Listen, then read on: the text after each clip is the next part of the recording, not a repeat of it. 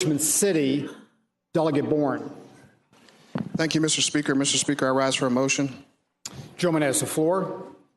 Mr. Speaker, ladies and gentlemen of the House, I too, like my colleague from Roanoke, rise today with a heavy heart. Yesterday, Central Virginia, our Commonwealth and our country lost a titan in the civil rights movement. The Reverend Dr. Wyatt Tee Walker passed away at his home in Chester, Virginia. Dr. Walker, a Richmond resident of many years, was a vital part of the civil rights movement, which has helped make this country what it is today. For 60 years, he fought for equality and equal justice under the law. He came to Richmond to get his bachelor's degree and master's degree in divinity from Virginia Union University. He ultimately went to Colgate Rochester Crozer Divinity School and became an ordained minister in 1952 and served as preacher of the Gilfield Baptist Church in Petersburg, Virginia. While a student, Dr. Walker came to meet, know, and forge a tremendously close relationship with another young preacher. That preacher is none other than Reverend Dr. Martin Luther King Jr. Together, they fought against racial equality and Jim Crow during the 60s.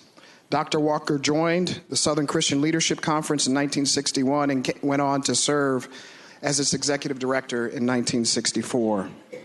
Under his leadership, that organization would structure fundraising efforts and organized anti-segregation protests in Birmingham, Alabama. These protests were known as Project C, standing for confrontation.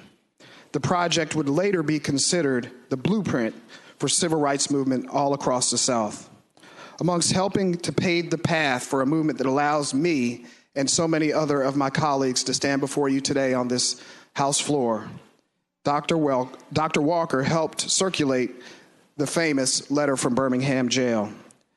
Dr. Walker provided a lifetime of work and sacrifice and truly embodied the saying, "Leave this world a better place than you found it." Needless to say, because of Dr. Walker, Dr. King, and so many others during that time, our world is a better place for them. So I'll end with a quote from him. "The federal government was against us, local communities were against us, the judges were against us, but we managed to do it. And I guess we found the strength to do it because it was a moral fight.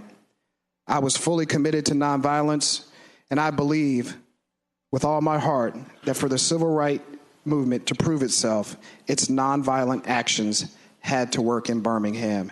And so, ladies and gentlemen of the House, if Dr. Martin Luther King was a drum major for justice, I submit to you that Reverend Dr. Wyatt Tee Walker was in the first row of that band.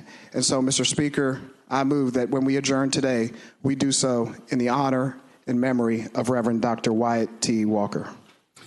Delegate Bourne moves that when the House adjourn today, it adjourn in the honor and memory of Reverend Wyatt Tee Walker. Those in favor of that motion shall rise.